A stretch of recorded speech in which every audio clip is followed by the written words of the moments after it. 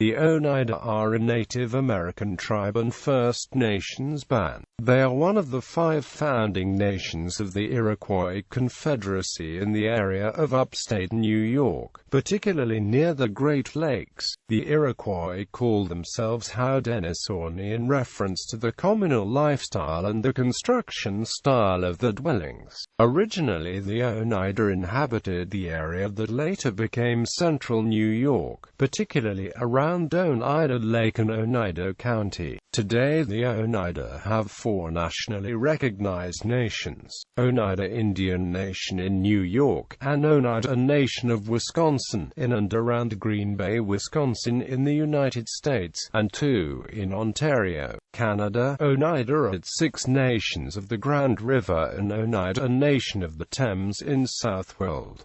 People of the Standing Stone. The name Oneida is derived from the English mispronunciation of Oneida, the people's name for themselves. Oneida means people of the Standing Stone.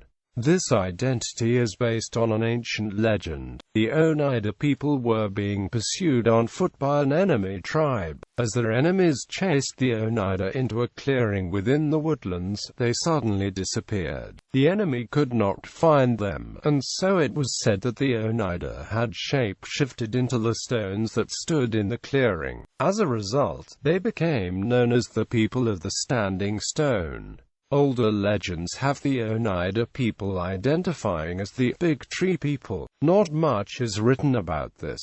Iroquois elders would have to be consulted on the oral history of this identification. The association may correspond to Iroquois concepts of the Great Tree of Peace and the associated belief system of the people. Individuals born into the Oneida Nation are identified according to the spirit name, or what may be called an Indian name, their clan, and the family unit within a clan. The people have a matrilineal kinship system, and children are considered to be born into the mother's clan, through which descent and inheritance passes. Each gender, clan, and family unit within a clan has particular duties and responsibilities in the tribe. Clan identities go back to the creation story of the Oneida peoples.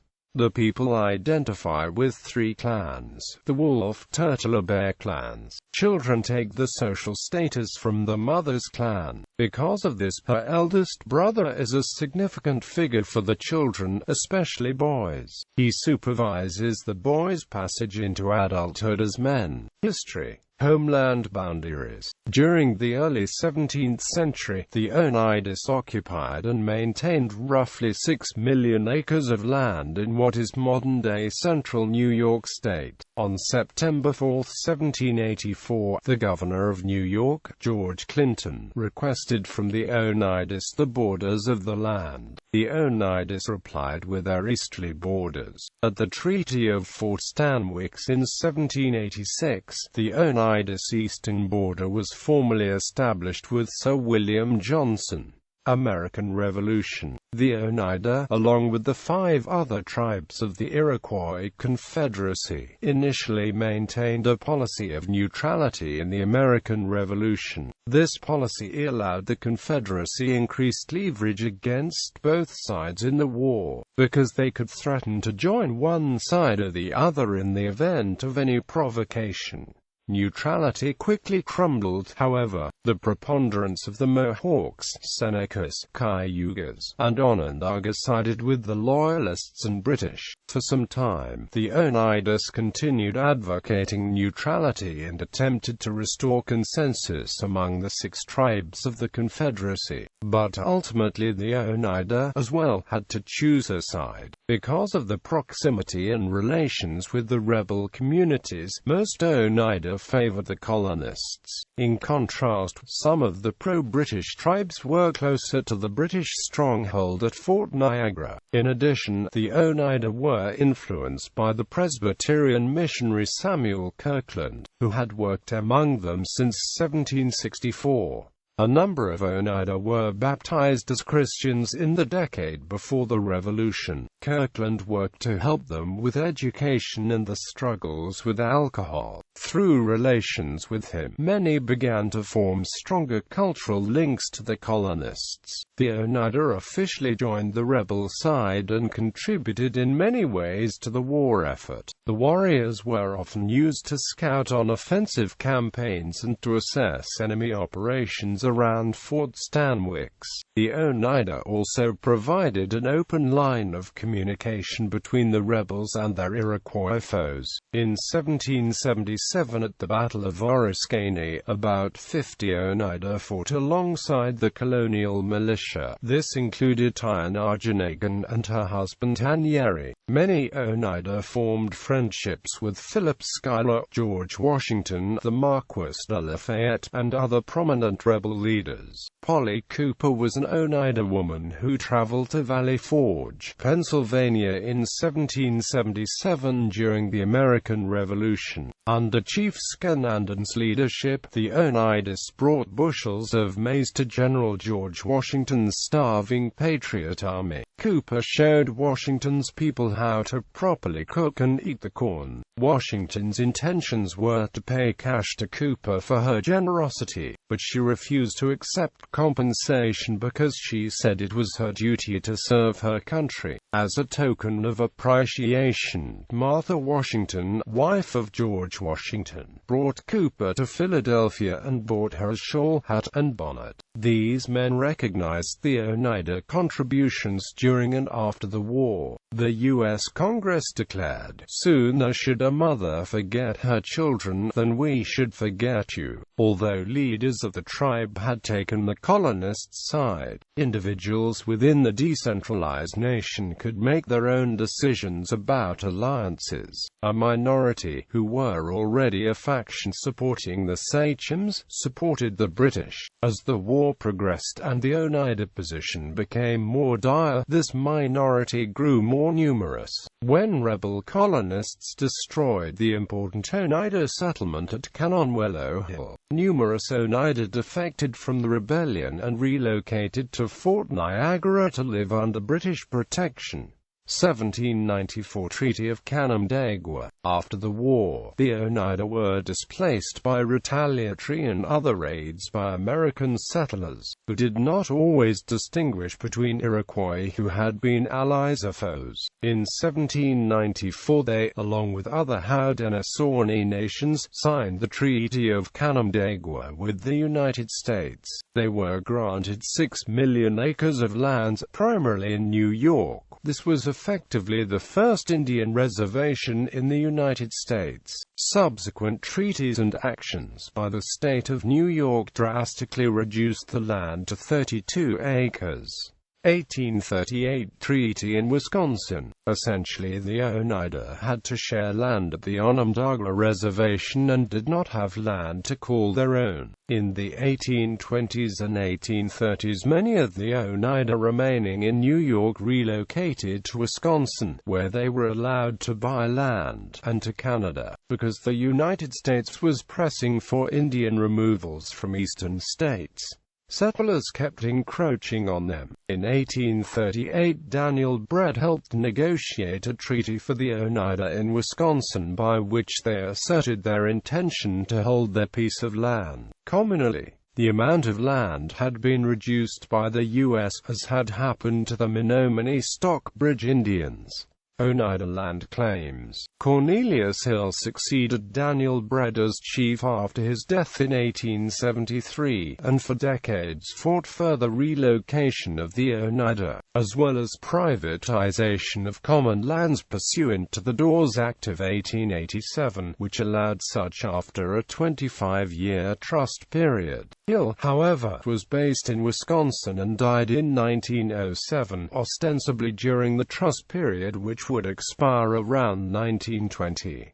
After Hill's death, William Rockwell, a conservative, led the Oneida in New York essentially from 1910 to 1960. Women Oneida activists pushed tribal land claims in the early 20th century. Laura Minnie Cornelius Kellogg and her attorney husband, and Mary Cornelius Winder and her sister Delia Cornelius Wortman were particularly influential from 1920 on in pressing land claims. The women worked from the homes in Prattsburg, New York and Oneida, Wisconsin, particularly after the Indian Reorganization Act of 1934. Winder and her sister reached out to the Oneida of Wisconsin, and both American branches of the nation pushed jointly for the land claim. At that point, the remaining Oneida in New York had no land, and were subject to the Onondaga sharing the reservation. They were encouraged by passage of the Indian Claims Commission Act of 1946. As before that, they were unable to bring claims against the U.S. government. In 1970 and 1974, the Oneida Indian Nation of New York, Oneida Nation of Wisconsin, and the Oneida Nation of the Thames filed suit in the United States District Court for the Northern District of New York to reclaim land taken for them by New York without approval of the United States Congress. In 1998, the United States intervened in the lawsuits on behalf of the plaintiffs in the claims of the claim could proceed against New York State. The state had asserted immunity from suit under the 11th Amendment to the United States Constitution. The defendants moved for summary judgment based on the U.S. Supreme Court's decision in City of Sherrill v. Oneida Indian Nation and the Second Circuit U.S. Court of Appeals decision in Cayuga Indian Nation v.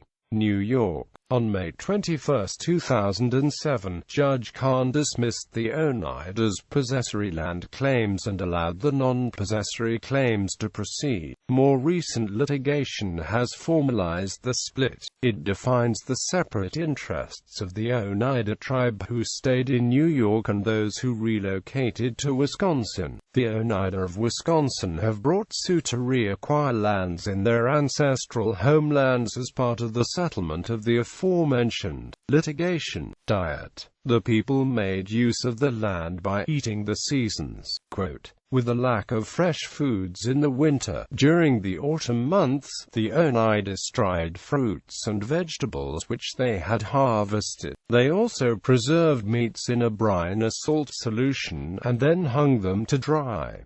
During the fall they would eat deer, geese, duck and raccoon. Feasting on those meats would store fat which would help them survive during the winter. The Oneida's diet also consisted of nuts such as hickory nuts, black walnuts, butternuts, and chestnuts. The nuts added protein and fat that were needed to make it through the winter. They also dried wild rice, which grew in swamplands. The wild rice was a source of complex carbohydrates. When spring rolled around, the snow began to melt and the region became warm. The Oneida's diet would change. They would boil down and eat wild onions, leeks, milkweeds, and dandelions.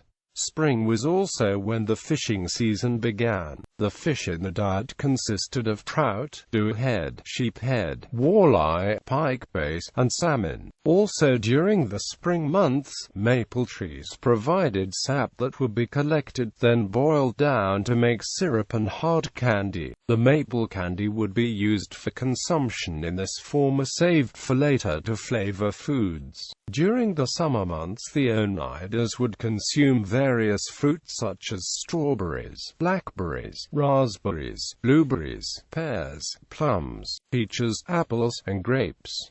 The Oneidas also used sassafras for tea. Dancing. There are two types of Oneida dancing, social and ceremonial.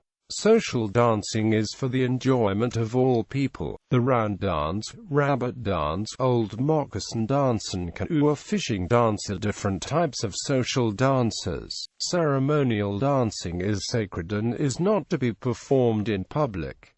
Sacred dances are meant to be performed privately in the longhouses. The maple syrup, strawberry, bean, sun and moon dances are different types of ceremonial dances. Singing is a part of ceremonial dancing, however, they only chant during social dances. There is an introduction for every song. When the beat changes, the dancing begins.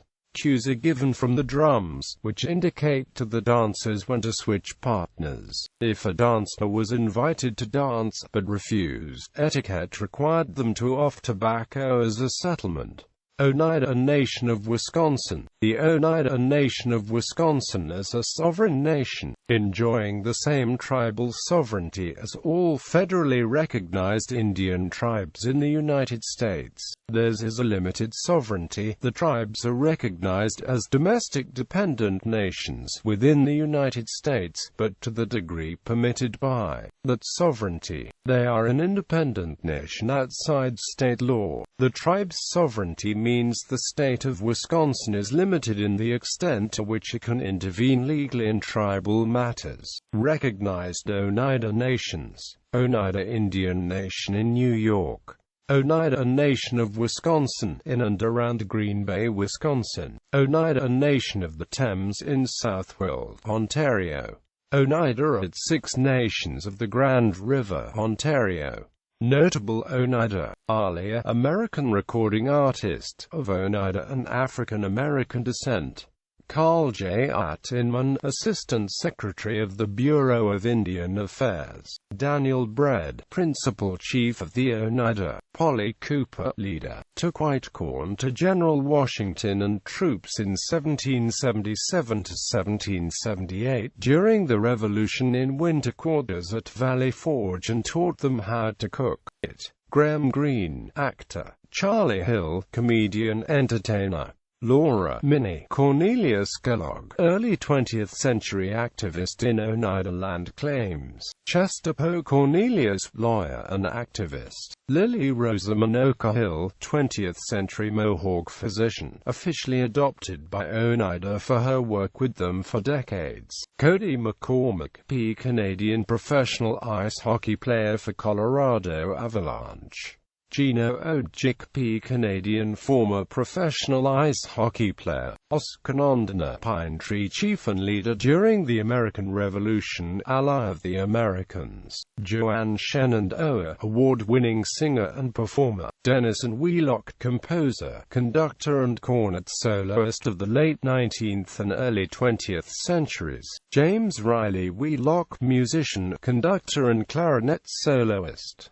Tynarjanagan, leader, fought in Battle of Oriskany alongside husband Hanyeri.